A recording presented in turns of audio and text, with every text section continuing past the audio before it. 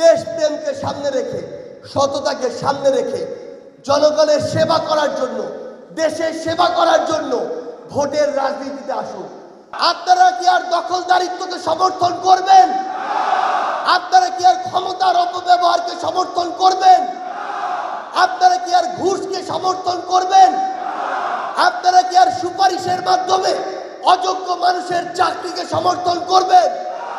একটা জিনিস মনে রাখবেন, খুনি শেখ হাসিনা একাই গিয়েছে, কিন্তু তার এই যে চর্চা 16 বছর ধরে তার যে একটা সিস্টেম, এটার মধ্য দিয়ে কিন্তু বাংলাদেশের এই মানুষগুলো গিয়েছিল। অনেকেই প্রত্যক্ষ এবং পরোক্ষভাবে এই সিস্টেমগুলো আবারও জারি রাখতে চায়। আমরা আমাদের জায়গা থেকে দেখছি অলরেডি বিভিন্ন জায়গায় এই সিস্টেমগুলো বিভিন্নভাবে আবার মানুষের সামনে আসছে।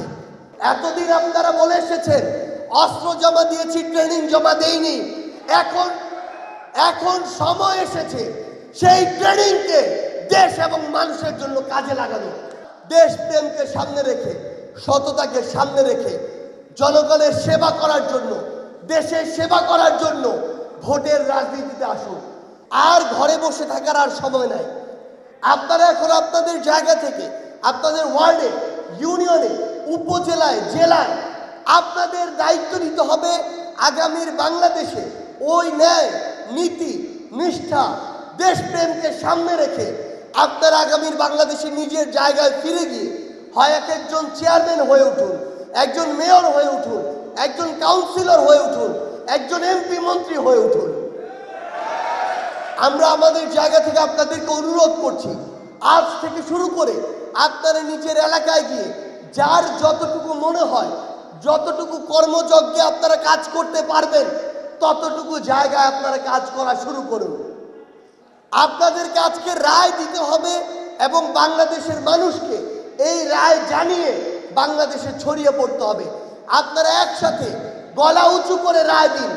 এই বাংলাদেশে আপনারা কি আর চাঁদাবাজিকে সমর্থন করবেন?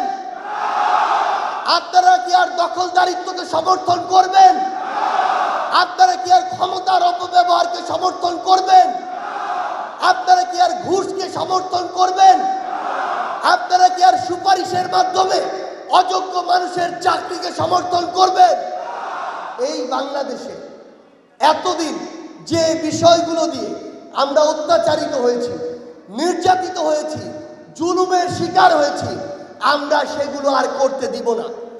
একটা জিনিস মনে রাখবে, খুনি শেখ হাসিনা একাই গিয়েছে, কিন্তু তার এই যে চর্চা 16 বছর ধরে তার যে একটা সিস্টেম, এটার মধ্য দিয়ে কিন্তু বাংলাদেশের এই মানুষগুলো গিয়েছিল। অনেকেই প্রত্যক্ষ এবং পরোক্ষভাবে এই সিস্টেমগুলো আবারও জারি রাখতে চায়। আমরা আমাদের জায়গা থেকে দেখছি অলরেডি বিভিন্ন জায়গায় এই সিস্টেমগুলো বিভিন্নভাবে আবার মানুষের সামনে আসছে। আমাদেরকে ঐক্যবদ্ধভাবে এই সিস্টেমগুলো প্রতিহত করতে হবে। এতদিন আপনারা বলে এসেছেন অস্ত্র জমা দিয়েছি, ট্রেনিং জমা দেইনি। এখন সময় এসেছে সেই ট্রেনিংকে দেশ এবং মানুষের জন্য কাজে লাগানো।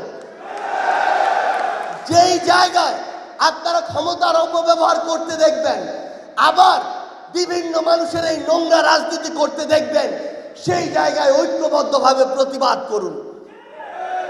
এই অভ্যুত্থান যেদিন 5ই আগস্ট হয়, সেদিন রাজপথে কোটি মানুষ ছিল, কিন্তু যেদিন শুরু হয় সেদিন হাজারো মানুষ ছিল না।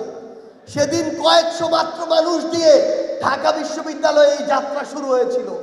কিন্তু যখন আপনার সামনে ন্যায় নীতি থাকবে, দেশপ্রেম থাকবে, আপনি একটি নিষ্ঠার সাথে, সততার সাথে সামনে এগিয়ে যাবেন, তখন ধীরে ধীরে আপনার ওই 100 মানুষ থেকে হাজার মানুষ হবে, হাজার থেকে লক্ষ হবে, লক্ষ থেকে কোটি হবে।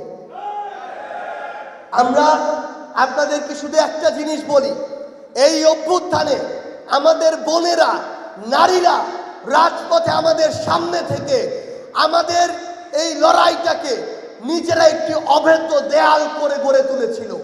আমরা বিশ্বাস করি আমাদের অবসরপ্রাপ্ত সশস্ত্র বাহিনীর সদস্যরা যদি আমাদের সাথে দাঁড়ায়, তাহলে সে অভেদ্য দেয়াল আগামীর বাংলাদেশে ফ্যাসিস্টদের বিরুদ্ধে অভেদ্য দুর্গে পরিণত হবে।